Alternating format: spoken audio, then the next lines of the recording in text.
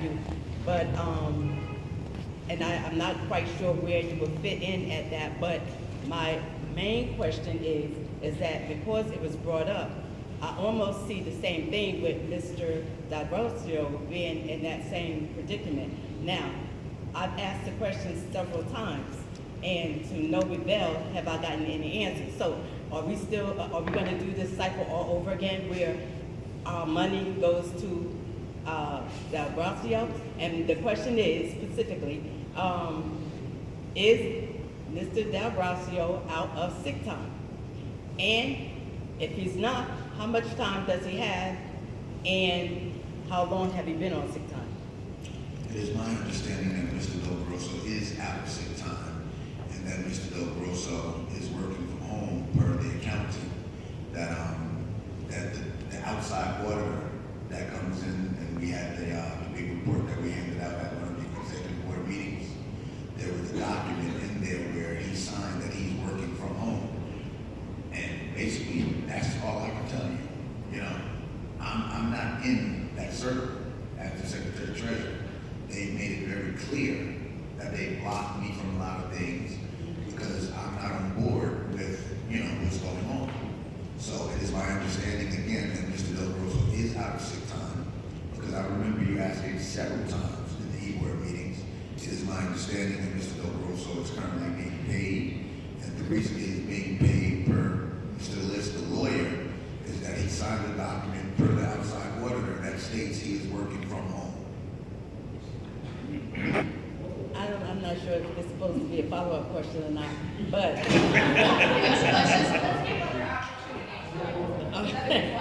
Okay, like, I'm gonna make an assumption because we are on the executive board staff that I've never seen any documents like that he had to sign.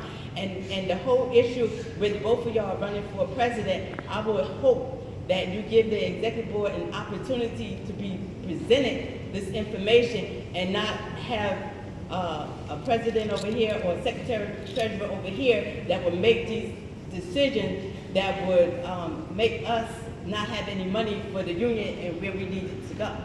So, just to say, I never seen the document, I'm not even sure when and if the document, and more importantly, I don't understand how decisions like that could be backrolled where we as members not know about it and have an opportunity to fight for our money.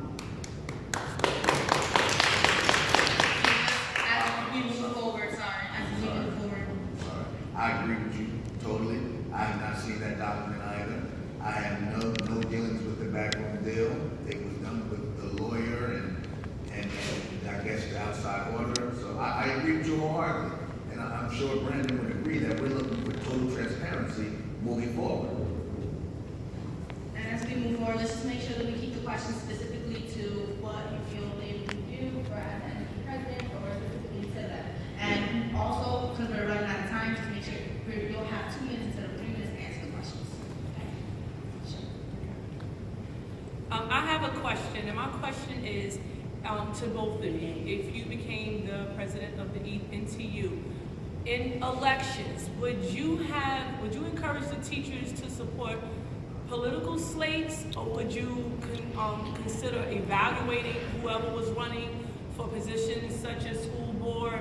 What would you do in those situations? Would you tend to go political with your decision making, or would you just make the best decision that was in the interest of the NTU? Well, the first thing, when we talk about political things, we're talking about our code. And in this past election, there was a big issue about the support of the Children First team. And my executive board members that are here can attest to, at one of the meetings, it was brought up, and we decided to table it, and we would not support the Children First team as a whole, because we didn't know anything about the Children First team as a whole. And we had opted to support Marquise Lewis because we knew about Marquise Lewis and what he had done previously on the advisory board. So, when it comes to those type of decisions, it's what's best for the city, and this is in my opinion. It's not what's best for the union, it's what's best for the children that are in service in the city of Newark. And sometimes things get swept through, they get pushed through, unfortunately. But I can sit here and say for that last election, because I am the Secretary Treasurer, I read the minutes, it is documented that we had tabled supporting the entire Children's First Team, and we had decided to support Marquise, and then somehow a letter went out from the union supporting the Children's First Team prior to our next executive board meeting.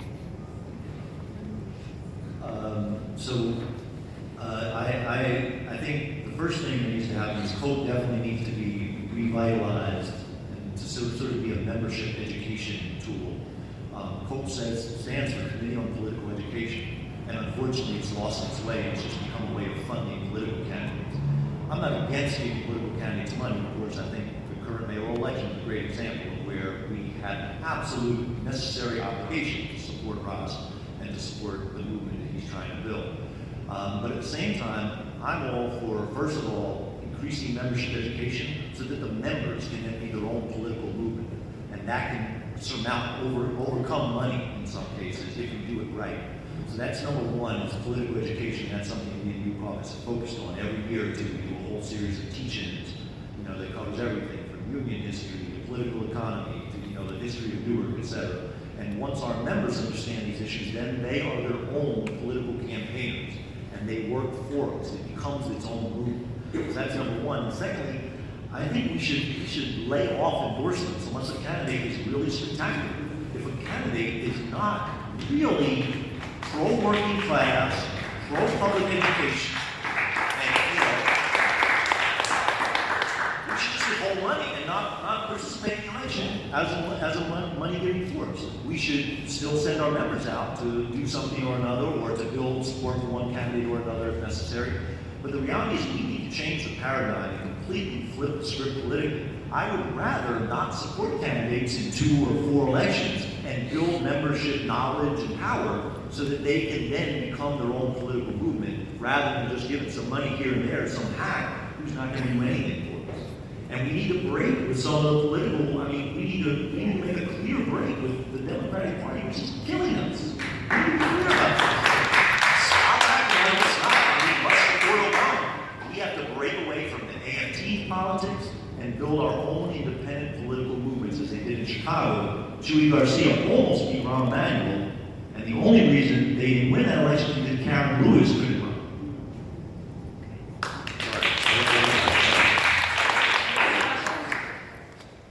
My name is Jay Arena, I'm an AFT member in New York. Question for both candidates. At the end of Brandon's presentation, you talked about the first thing you do is get out to all the schools, listen to sessions, see what the issues are, empower the membership. But both of you also talked about, like New Orleans, all charters. Brandon talked about Patterson and other schools in New Jersey that are facing similar attacks. The attack on public education is a national attack, and with very powerful forces behind it.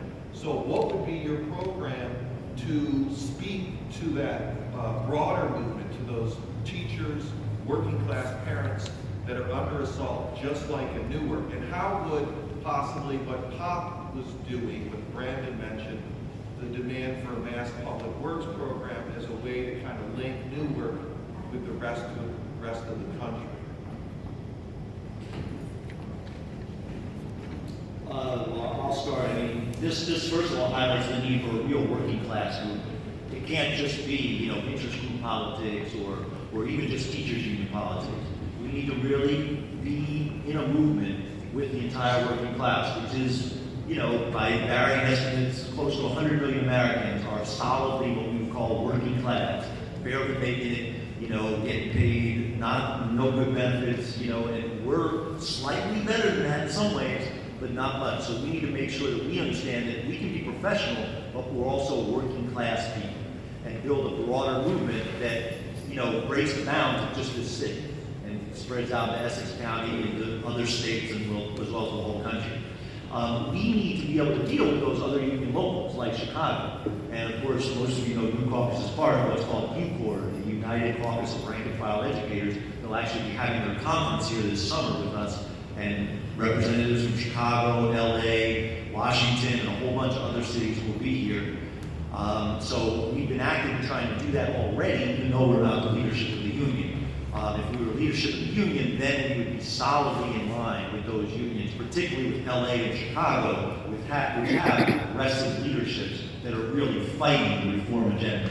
And the second thing is we need to send members to the AFT convention because we have the right to, we're members of the AFT, there's an AFT convention every summer, and we need to start forcing change to the AFT policies. I mean, we need to force the AFT to listen to us. Tell Randy Weingarten that she needs to break with, the big money, corporate Democrats who are running that party. And if she doesn't, then we will stop supporting her. We'll support Karen Lewis, the president of the AFT, or someone who's going to fight.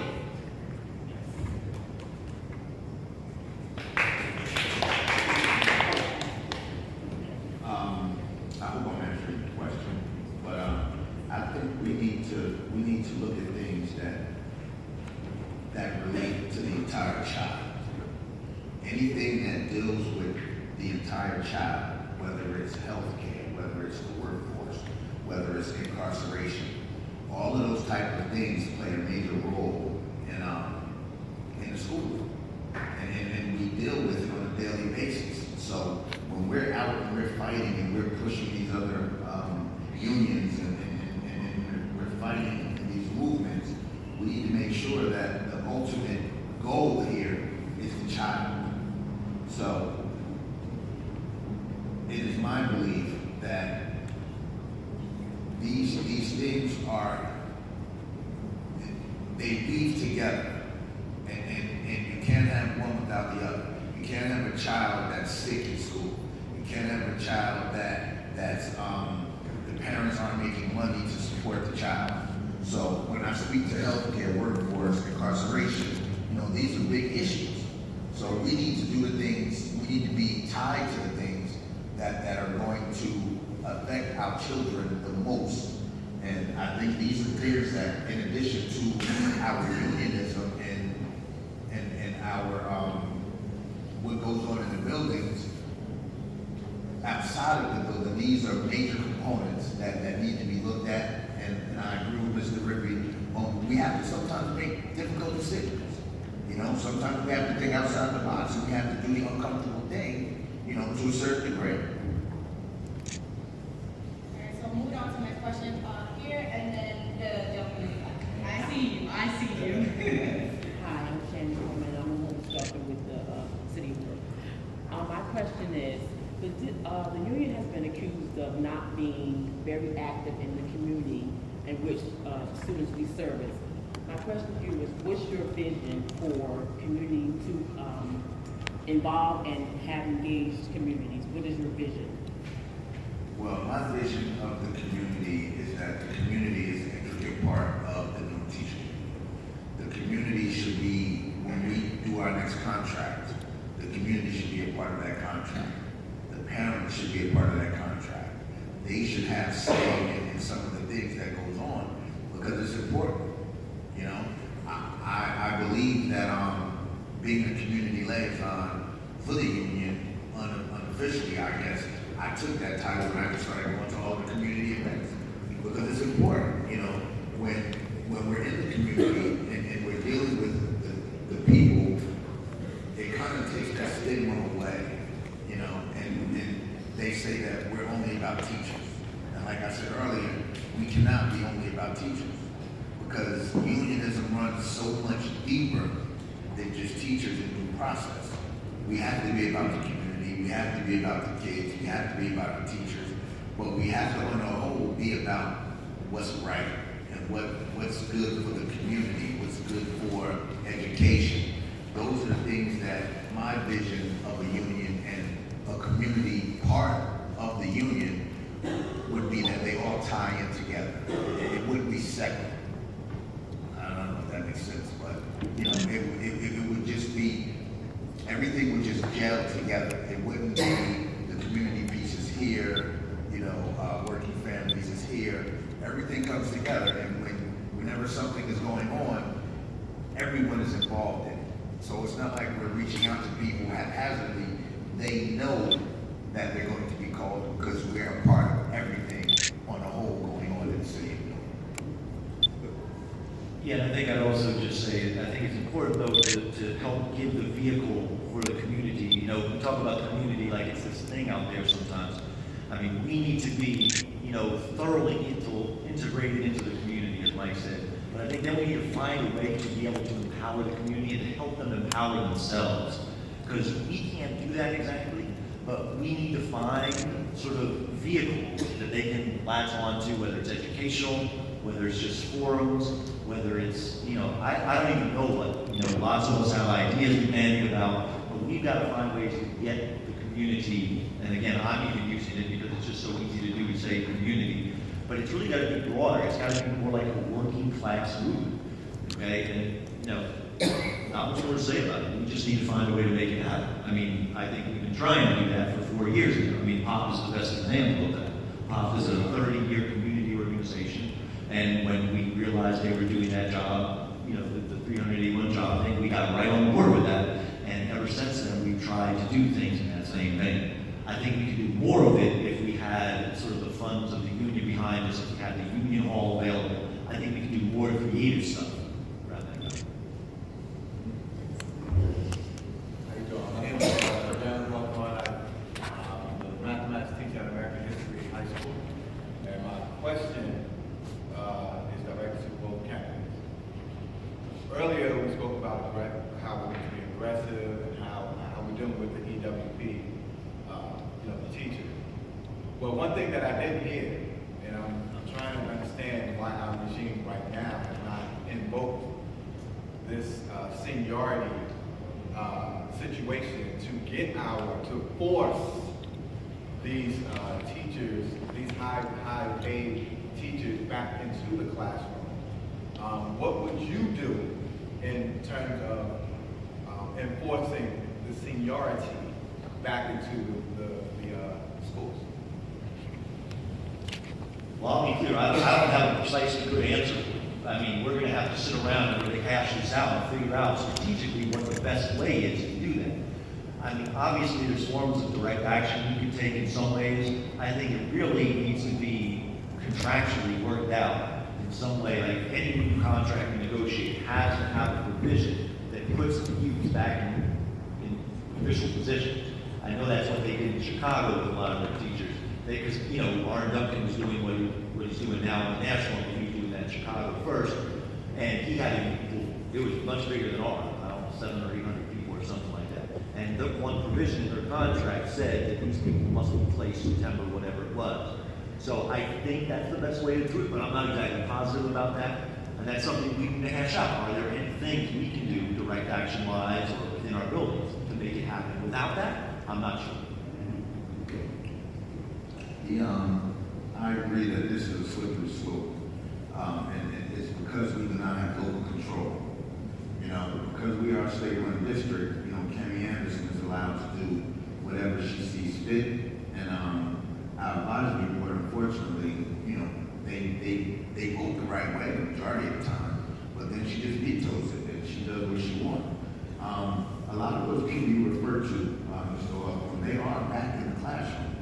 But the unfortunate situation is that they are in the rooms, but they may not be in the classroom teaching under their certification. You know, and since they cleared out Two-Seater, they cleared out all of the little network hubs where they were housing them, you know, MPS has said where there aren't any groups anymore, they're all in buildings. They're in buildings, but they're not doing what they're supposed to do. You know, if you have additional teachers, they should be doing small group instruction, opposed to sitting in the hallway, doing hall duty, or doing late door passes. As you know, I used to get a lot of calls at high schools about, oh, I had to go to late door for 2 hours. The major issue is, like I said, is local control. Once we get local control back, then a lot of things will change. And I agree with Mr. Rigby that, you know, there may need to be some kind of action done, something may need to be written into the contract. But let's just be honest, without the local control, we can have it written into the contract, and she still won't follow like she's doing now.